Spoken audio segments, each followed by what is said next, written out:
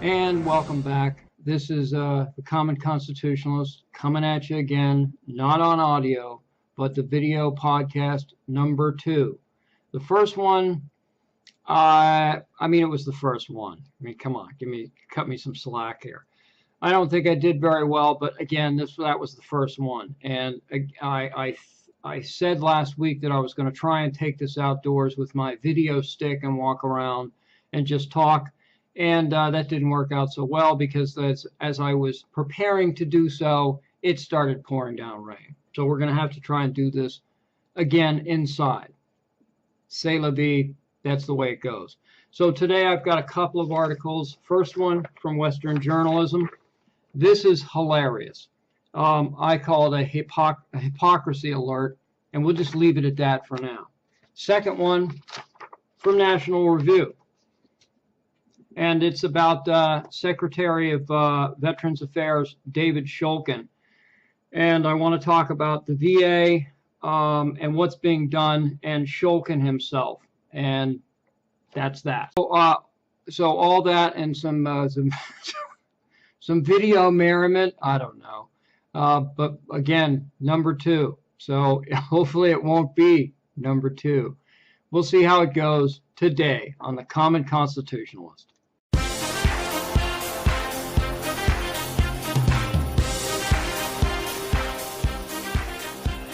Listening to the Common Constitutionalist, broadcasting from an undisclosed location, free from the prying eyes of establishment black helicopters.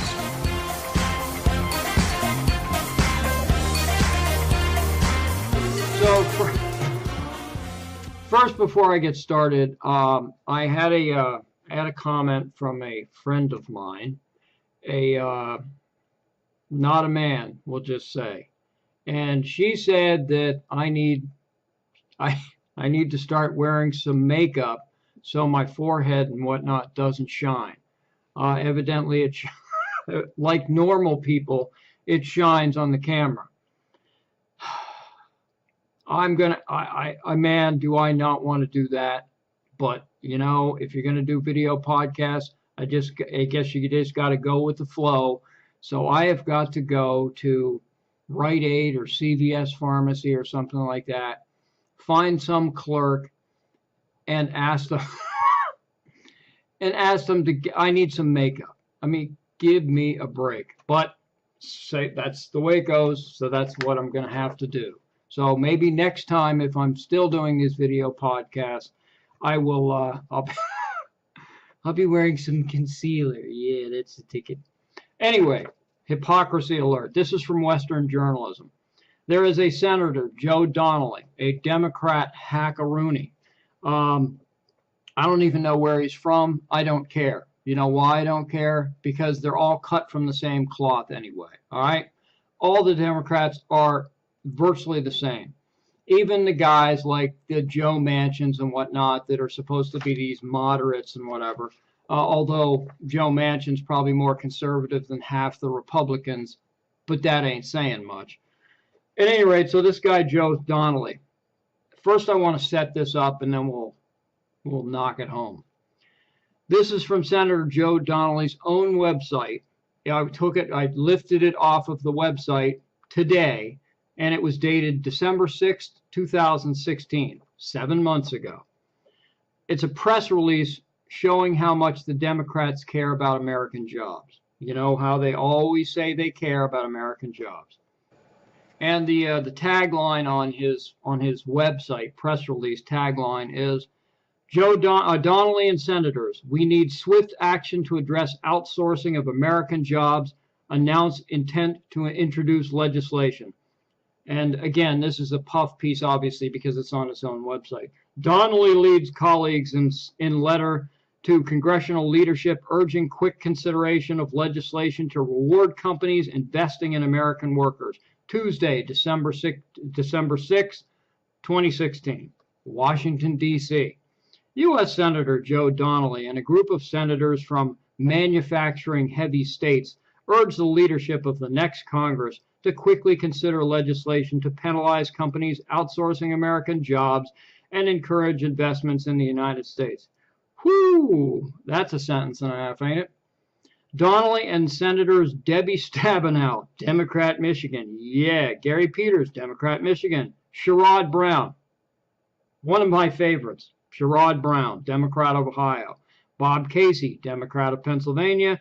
And Tammy Baldwin, Democrat of Wisconsin, announced they plan to introduce legislation during the next Congress, which begins in January. All right.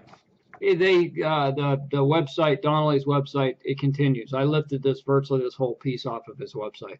Donnelly and senators wrote in part, quote, as senators representing manufacturing heavy states, we welcome the recent attention President-elect Trump has brought to the issue of outsourcing and its impact on middle-class families. Indeed.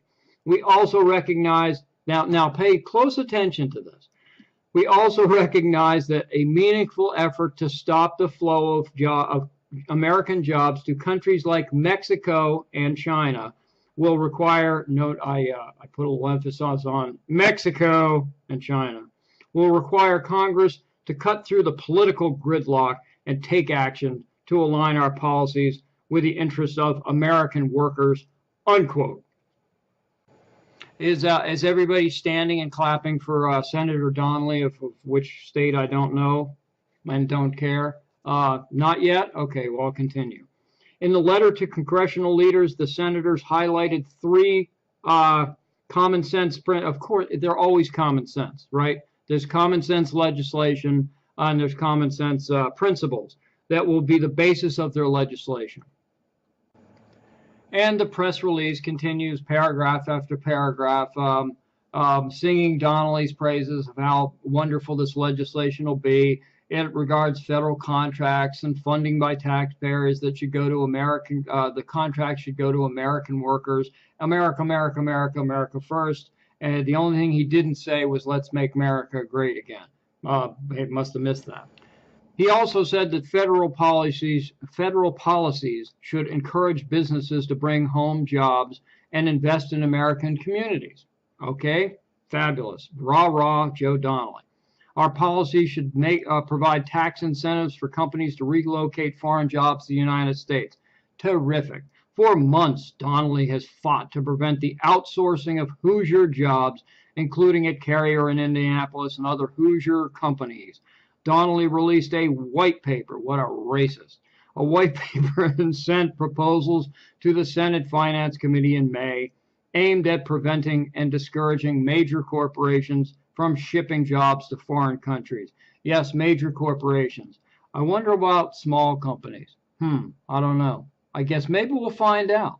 Let's read on, shall we? Last week, Donnelly sent a letter to President-elect Trump encouraging him to prioritize changes to our federal policies in order to prevent the further outsourcing of American jobs. All right, so we got all that? Good. So this is the portion from Western journalism. So Donnelly, his family owns a company called Stewart Superior. It's an ink business. I don't know what kind of ink business they have. Maybe they do printer ink or something, copier ink. I have no idea. It's an ink business, and it's called Stewart Superior. Well, Donnelly hadn't been part of the business because he's a political hack, but he started investing in his family-owned business, and he hadn't been part of it recently. He just started investing in it, I think, a couple of years ago. All right, so we got all that. He's for American jobs. He doesn't want jobs outsourced to Mexico and China. And he has a family business that he wasn't involved in and just started getting involved in a couple of years ago by investing money into the company. And the reason why he just started investing money in the company, Western journalism found out. I haven't heard this anywhere but here and here.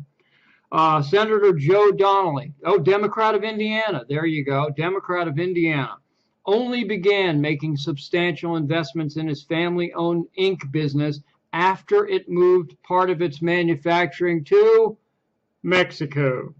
And his profits have steadily grown over the years as a result. Ain't that something?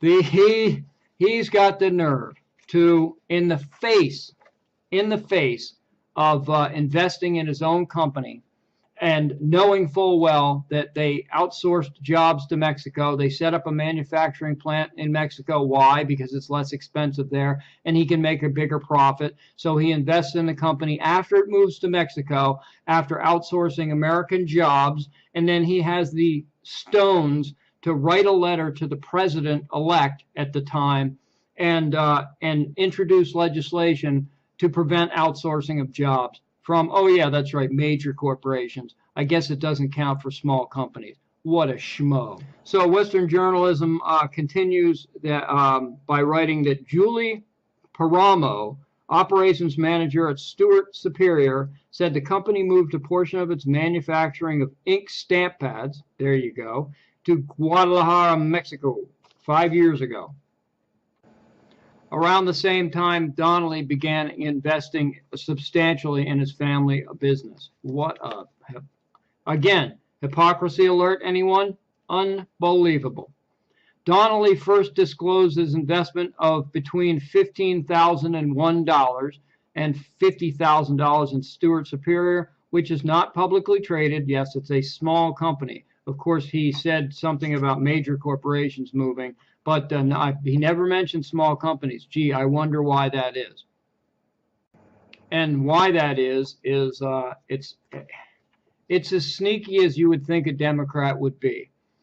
Donnelly got elected in 2012, which means he took office in 2013.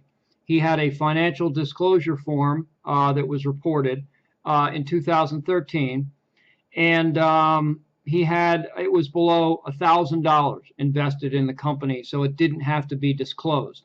The minute that he finished with his financial disclosure form, he started investing heavily in the Mexican-owned or the Mexican-located Guadalajara plant.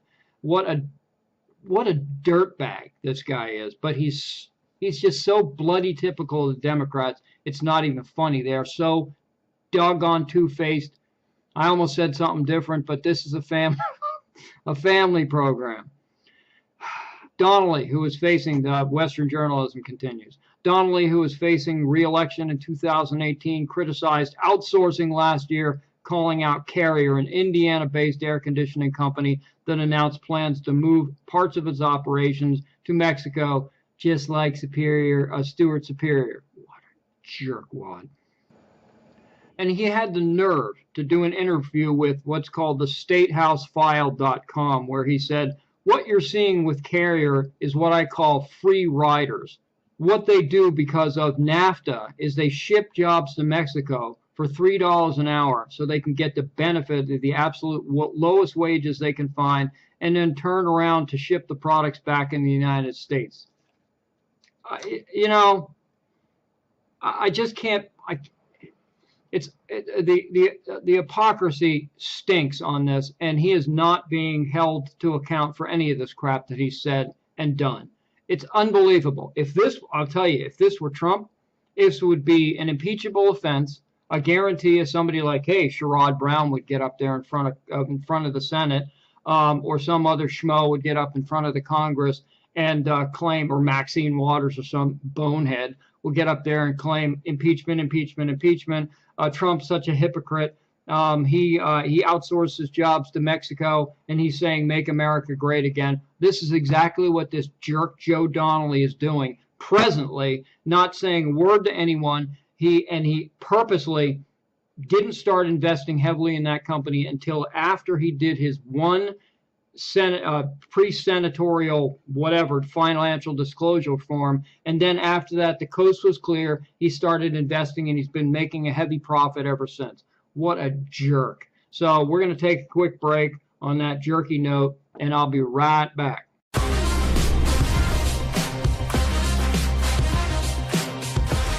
You're listening to me, the Common Constitutionalist. Yeah, baby! Yeah.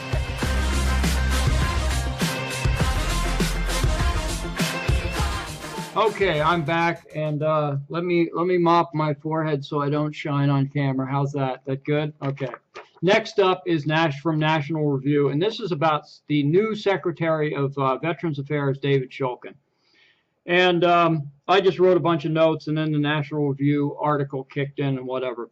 But I wrote basically my notes that he's an unlikely hero, at least so far.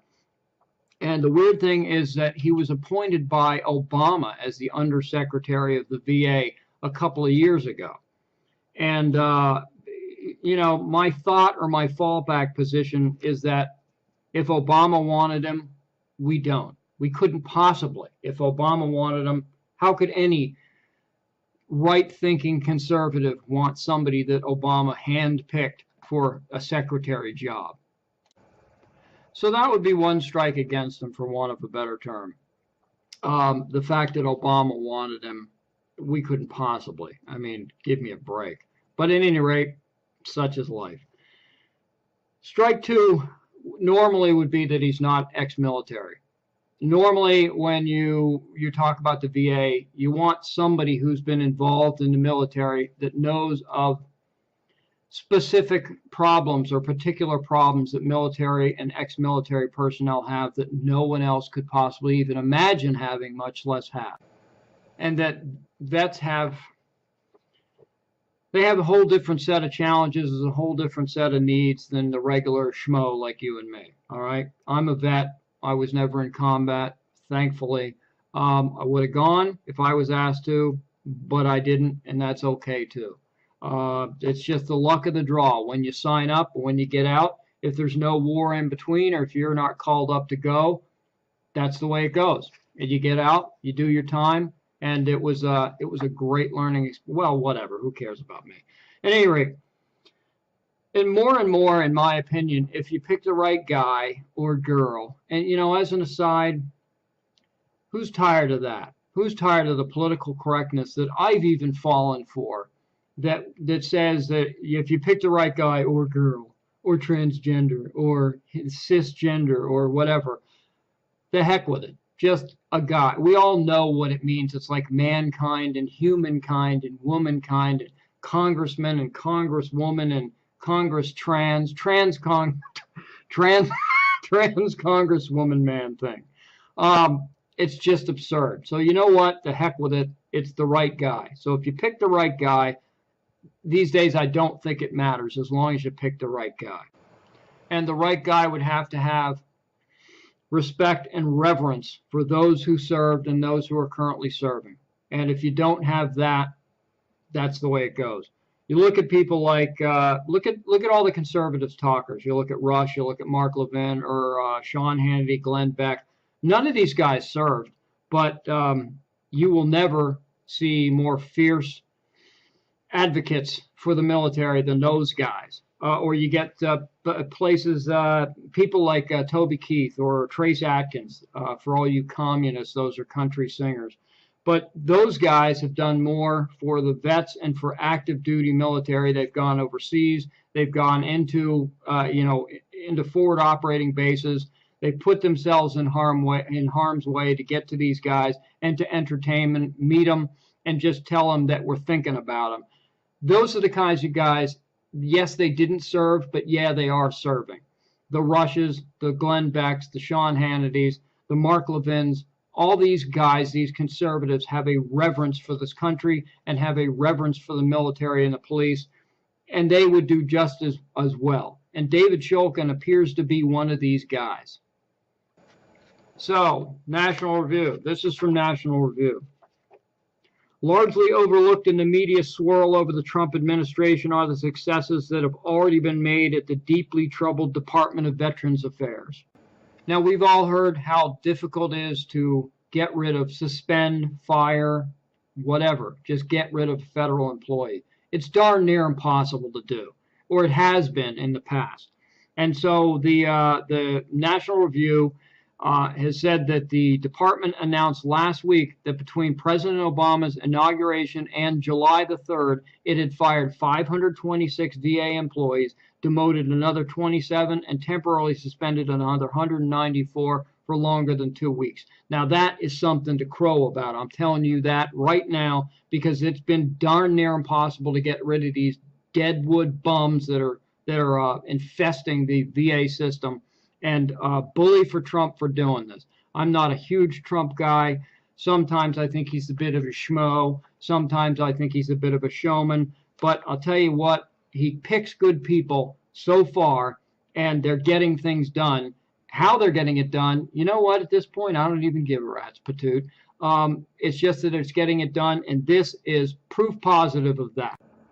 Now, they continue. In April, the department launched a new website to let veterans compare the wait times at its facilities and view Yelp-style reviews of each facility written by previous patients. Another thing is wonderful. I think this is terrific, because vets can go on there, they can look at these sites, and they can rate the VA experience, they can rate probably individual people that they've seen, good, bad, or indifferent, and it gives other guys a heads up that, you know, this is what you might be in for if you go to this particular facility.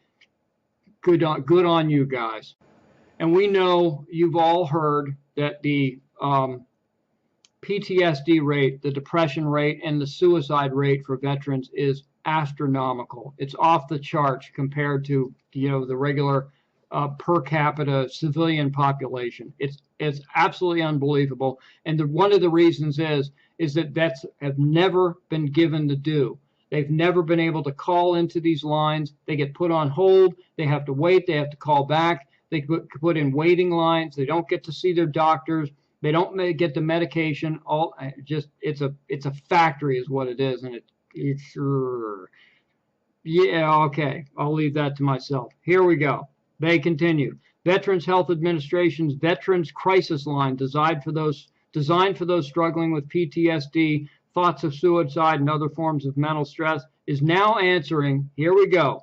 More than 90% of this calls within 8 seconds. You want to believe, well, I'll read on and you'll believe how amazing this is. This is unbelievable. And the turnaround is 6 months. 6 freaking months. And this guy Shulkin's been turning the VA around. Now, he's got a heck of a lot of work left to do, but I'm telling you, this is a great start. 90% within 8 seconds? Heck, that's better than 911 does. So I guess I got to recap that because I went on this rant. At any rate, okay, so more than 90% of the calls within 8 seconds, and only about 1% of calls are being rerouted to a backup call center. 1%. That means 99% are not being rerouted to a backup call center. And they continue. A year ago, an Inspector General report noted that more than a third of the calls were being shunted to backup call centers. Some calls were taken more than a half an hour to be answered, and other callers were given only an option to leave messages on a voicemail. Yeah, okay. I've just come back from, I was just released. I've done, 2 tours in Iraq and 3 tours in Afghanistan. I've seen things that human beings shouldn't be allowed to see, and it's gotten to me, and I'm about to off myself. Please leave a message at the beep. Beep. Really? This is huge. This is freaking huge, I'm telling you. And National Review continues. At the end of June, Shulkin unveiled the world's most advanced commercial prosthetic limb, the Life Under Kinetic Evolution, or Luke arm, during a visit to the VA facility in New York. Veterans amputations demonstrate the technology, a collaboration among the VA, the Defense Advanced Research Protections Agency, and the private sector. And the name, Luke, alludes to the lifelong robotic hand, or the lifelike robotic hand that Luke Skywalker was fitted in the Empire Strikes Back. That's right. Yeah, I know my Star Wars trivia, baby. And he also has identified a bunch of empty buildings and unused buildings that he can sell off and for about $25 million and dump that back into the VA funds. Imagine that. Of course, there are going to be political hacks like maybe Joe Donnelly, who don't want to get rid of the empty buildings because they get some sort of kickback from them or something like that. But Shulkin's going to give it a whirl, just like he's doing everything else. So bully for him. And the National Review, thank you, that's it. National Review continues, these are all positive developments that show that the Trump administration is intent on carrying out a major campaign promise. You know what? This is a promise that he can do because it doesn't have anything to do with freaking Mitch McConnell or Ryan, those bags of poo that don't even get me started on this Obamacare vote thing. That's just oh boy. I continue. That doesn't mean that there aren't big fights still ahead, and believe you me, there are, because he's got a long way to go. But this is a heck of a start, and Veterans Administration Affairs Department Head David Shulkin should be congratulated, because he's doing a heck of a job. It's been, what, 7 months now, and this is what he's gotten done in 7 months. Actually, I guess it's been 6 months, but at any rate, it's been a very short period of time, and he's already gotten all this other stuff done. Hooray for him, and maybe eventually we can say hooray to the new Veteran Administration. Now, wouldn't that be a coup? So this is the Common Constitutionalist. I am Finney, signing off. We'll talk to you next week, or we'll chat at you on video next week, depending on how this goes, and depending on how my makeup is. Really looking forward to that, baby. See ya.